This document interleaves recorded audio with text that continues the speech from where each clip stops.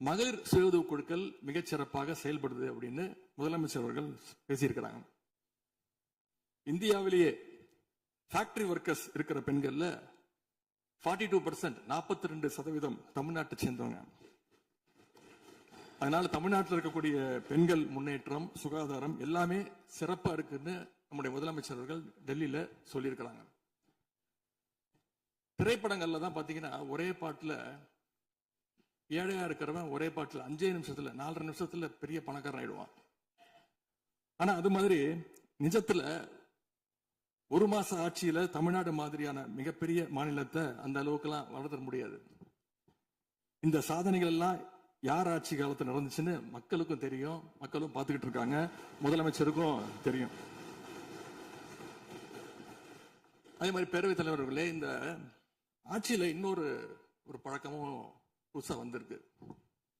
அதாவது எங்களுடைய திராவிட மாடல் ஆட்சியில நாங்க எடுத்த நடவடிக்கையால ஏதாவது நல்லது நடந்தா உடனே அதுக்கு ஸ்டிக்கர் ஒட்டிடுறாங்க.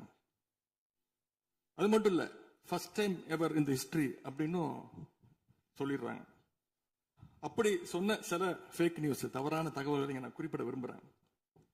பஸ்ல மூத்த குடிமக்கள் கட்டணமில்லா பயணம் மேற்கொள்ள, மூத்த குடிமக்கள், பள்ளி மாணவர்கள் அவங்க எல்லாம் கட்டணம் இல்லாம பயணம் மேற்கொள்ள இந்த ஆட்சியில தான் முதல்ல அந்த திட்டம் கொண்டு வரப்பட்டது அப்படின்னு ஃபேக் நியூஸ் பரப்பிட்டாங்க. இதெல்லாம் ஏற்கனவே இருக்கக்கூடிய திட்டங்கள், எங்களுடைய ஆட்சியில கொண்டு வரப்பட்ட திட்டங்கள். அது மட்டும் இல்ல, அரசு பள்ளியில வழங்கப்படுகின்ற ஸ்கூல் பேக்ல முதலமைச்சரோட புகைப்படம் இல்லாம இப்பதான் முதல்ல வழங்குறோம் அப்படின்னு, ஃபர்ஸ்ட் டைம் இந்த ஹிஸ்டரி அப்படின்னு டேக் போட்டு ஃபேக் நியூஸை தொடர்ந்து பரப்பிட்டு இருக்கிறாங்க. இதெல்லாம் எங்களுடைய திராவிட முன்னேற்ற கழகம், எங்களுடைய திராவிட மாடல் அரசுல எங்களுடைய முதலமைச்சர் கொண்டு வந்த திட்டங்கள். இப்படி இவங்க ஸ்டிக்கர் ஒட்டின லிஸ்ட் மிகப்பெரிய லிஸ்ட். இன்னொரு முக்கியமான விஷயம் பத்தி இந்த நேரத்தில் பதிவு செய்ய விரும்புறேன். அறநிலையத்துறையின் அசையும் மற்றும் அசையா சொத்துக்களின் வருவாய் அதன் புனிதமான நோக்கத்திற்கு மட்டுமே பயன்படுத்தப்படும் அப்படின்னு ஆளுநர் உரையில இடம்பெற்றிருக்கு. இந்த கருத்தை பார்க்கும் பொழுது அறநிலையத்துறையே இருக்கக்கூடாது அப்படின்னு சொல்ற பாஜகவுடைய குரலாகத்தான் தாவேக அரசும் சொல்லுதா அப்படிங்கிற சந்தேகம் எங்களுக்கு வருது. பாஜகவும் வலதுசாரிகளும் சொல்றது இதுதான், அறநிலையத்துறை பள்ளி கல்லூரிகளை நடத்தக்கூடாது, அறநிலையத்துறை பள்ளி கல்லூரிகளை நடத்தக்கூடாது அப்படின்னு சொல்லிட்டு இருக்கிறாங்க. இதுக்காக வழக்கும் தொடர்ந்து இருக்கிறாங்க. இந்த நிலைப்பாடு திருமண மண்டபங்கள், வணிக வளாகங்களோடு நிற்குமா, இல்ல கல்வி நிறுவனங்களுக்கும் இந்த கண்டிஷன்ஸ் அப்ளை செய்யப்படுமா? மாண்புமிகு அறநிலையத்துறை அமைச்சர்கள். மாண்புமிகு பேரவை தலைவர் அவர்களே, மாண்புமிகு தமிழ்நாடு முதல்வர் அவர்களே, அறநிலையத்துறையை பொறுத்த வரைக்கும் கோவில்களின் வருமானம் கோவில்களில் வரக்கூடிய பக்தர்களுக்காக செலவிடப்படும் என்பதை நம்முடைய ஆளுநர் உரையில் இடம்பெற்றதுதான் அதனுடைய சாராம்சம். இன்னொன்று, சமீபத்தில் வெளியிடப்பட்ட திருமண மண்டபங்கள் மற்றும் வணிக வளாகங்கள், அந்த பணிகள் துவங்கப்படாத பணிகள் நிறுத்தப்பட்டது என்பது, இந்த பணிகளை பொறுத்த வரைக்கும் நாம் ஆராய்ந்த வரைக்கும் அந்த கோவில்களில் பொதுமக்களுக்கு தேவையான அடிப்படை வசதிகள், பொதுமக்களுக்கு தேவையான தங்குமிட வசதிகள், பொதுமக்கள் பக்தர்கள் வரப்போது அவர்களுக்கு தேவையான அடிப்படையிலான கழிப்பறை வசதிகள் போன்ற இந்த வசதிகளை மேம்படுத்துவதை காட்டிலும் இவர்கள் கமர்ஷியலாக கோவில்களுக்கு திருமண மண்டபங்கள் கட்டுவதிலும் வணிக வளாகங்கள் கட்டுவதிலும் அதன் மூலமாக வருவாய் ஈட்டுவதை மட்டுமே குறிக்கோளாக வைத்துக் கொண்டு இந்த திட்டங்களை துவங்கியதன் காரணமாக மேலும் அதன் மீது பல்வேறு நீதிமன்ற வழக்குகள், ஸ்டே ஆர்டர்ஸ் இருப்பதனால நாம் அதையெல்லாம் ரத்து செய்து அறிவிச்சிருந்தோம். இதற்கு ஒரே ஒரு உதாரணமாக, எந்த அளவிற்கு கோவில்களை கமர்ஷியலாக மாற்றுவதற்கு கடந்த ஆட்சி காலத்தில் முயற்சி செய்து கொண்டிருந்தார் என்பதற்காக ஒரே ஒரு சிறிய உதாரணத்தை மட்டும் சொல்லிடுறேன். அருள்மிகு குன்னூரில் இருக்கக்கூடிய அருள்மிகு விநாயகர் திருக்கோயில், ஏறத்தாழ அந்த கோயில்கள் இருந்து கோயில் நிதியை பயன்படுத்தி 10 கோடி ரூபாய்க்கு 10 கோடி ரூபாய் மதிப்பில ஒரு மல்டி லெவல் கார் பார்க்கிங் வசதியை அந்த கோயிலுக்கு ஏற்படுத்துவதற்கான திட்டத்தை இந்த அரசு அனுமதித்திருக்கிறது. இதற்கு முன்னால் இருந்தக்கூடிய அமைச்சர் அவர்கள் அதை அறிவித்திருக்கிறாங்க. அந்த கோயில்ல ஒட்டுமொத்தமாக மாதத்திற்கு வரக்கூடிய பக்தர்களின் எண்ணிக்கையே 500 தான் ஆவரேஜா.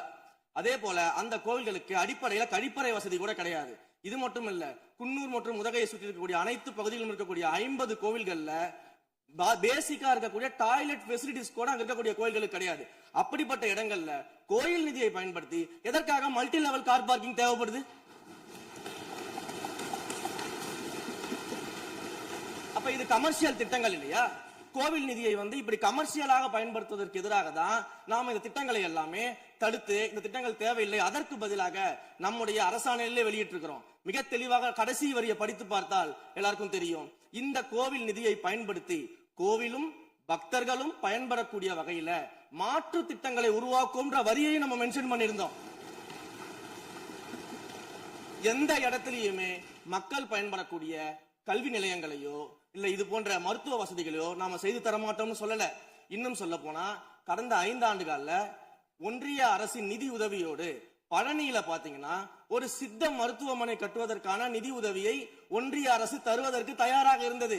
ஆனா கடந்த ஆட்சியில அந்த திட்டத்தை அப்படியே கிடப்புல போட்டுட்டு கேட்டா ரெக்கரிங் செலவை எங்களால ஏத்துக்க முடியாது அப்படின்னு சொல்லி கிடப்புல போட்டு வச்சிருந்த இந்த திட்டத்தை நாம இன்றைக்கு கையில் எடுத்து அதை துவங்குவதற்கான ஆய்வில் இறங்கியிருக்கிறோம். அப்ப எந்த இடத்திலையுமே மக்கள் பயன்பெறக்கூடிய திட்டங்களை நாம தடுக்கவும் இல்ல, நாம யாருக்கும் பி டீமாக இருந்து வேலை செய்ய வேண்டிய அவசியமும் இல்ல. கோயில்களின் நிதியை ஒரு காலமும் கமர்ஷியலாக பயன்படுத்த வேண்டிய அவசியமும் மாண்புமிகு தமிழ்நாடு முதலமைச்சர் தலைமையிலான தமிழக வெற்றி கழகத்தின் ஆட்சிக்கு தேவையும் இல்லை. மாண்புமிகு உறுப்பினர் சேகர் பாபு. மாண்புமிகு பேரவைத் தலைவர் அவர்களே, இந்து சமய அறநிலைத்துறை கொடைகள் என்ற ஒரு சட்டம் இருக்கின்றது.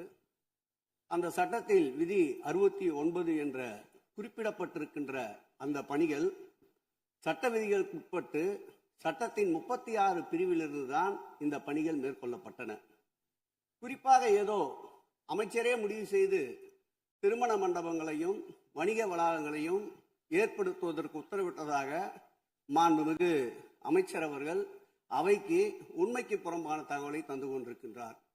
ஒவ்வொரு திட்டங்களும் அன்றைய காலகட்டத்தில் இருந்த சட்டப்பேரவை உறுப்பினர்களுடைய பரிந்துரையின் அடிப்படையில், சட்டப்பேரவை உறுப்பினர்கள் கேட்டுக்கொண்டதற்கு அடிப்படையில் தான் அனைத்து திட்டங்களும் அந்த காலகட்டங்களில் கொண்டு வரப்பட்டது. அதோடு மட்டுமல்ல, உறுப்பினர் அவர்கள் குறிப்பிட்டு கூறினார், குன்னூரிலே மல்டி லெவல் கார் பார்க்கிங் கொண்டு வரப்பட்டது என்று. அங்கே இருக்கின்ற 56 கோயில்களையும் நான் குன்னூரிலே 5 நாட்கள் ஊட்டியிலே முகாமிட்டு அனைத்து கோயில்களுக்கும் நேரடியாக சென்று ஆய்வு செய்தோம்.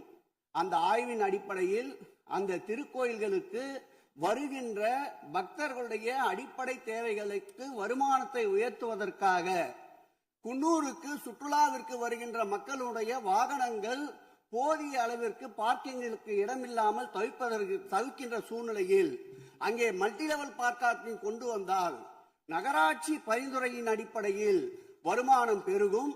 அந்த வருமானம் திருக்கோயில்களுடைய மேம்படுத்துகின்ற பணிகளுக்கு உதவும் என்பதற்காகத்தான் அந்த பணிகளை மேற்கொண்டோம் என்பதை மாண்புமிகு அமைச்சர் அவர்களுக்கு இப்போது யார் அறிவுறுத்தி, ஒரு நிமிஷம், யார் அறிவுறுத்தி இந்த அரசாணையை வெளியிட்டிருக்கின்றாரோ அவர்தான் அப்பொழுது ஆணையாளராக இருந்தபோது இதே அறிவுறுத்தின் பேரில் அரசாணையை வெளியிட்டிருக்கிறார் என்பதை பேரவைத் தலைவருக்கு, பேரவைத் தலைவர் வாயிலாக அமைச்சருக்கு தெரிவித்துக் கொள்கிறேன்.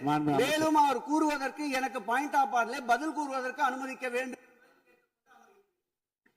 மாண்புமிகு பேரவைத் தலைவர் அவர்களே, குன்னூரில் இருக்கக்கூடிய அந்த விநாயகர் கோயிலுக்கு சொந்தமான இடத்துல மல்டி லெவல் கார் பார்க்கிங் அமைப்பதற்கு ஏற்கனவே அங்க இருக்கக்கூடிய நகராட்சி நிர்வாகம் ப்ரப்போசல் வழங்கிய போது அந்த நகராட்சி நிர்வாகத்திடம் நம்முடைய நிலத்தை குத்தகைக்கு கொடுத்து அதன் மூலமாக இருக்கக்கூடிய வருவாயை வைத்துக் கொண்டு நாம் முடிந்த வரையில் நம்முடைய கோயில்களுக்கு தேவையான அடிப்படை வசதிகளை நாம் செய்து கொடுக்கலாம். ஆனால் கோயில் நிதியவே 10 கோடி எடுத்து அங்க மல்டி லெவல் கார் பார்க்கிங் எந்த விதமான பொதுமக்களும் பக்தர்களும் கேட்கல.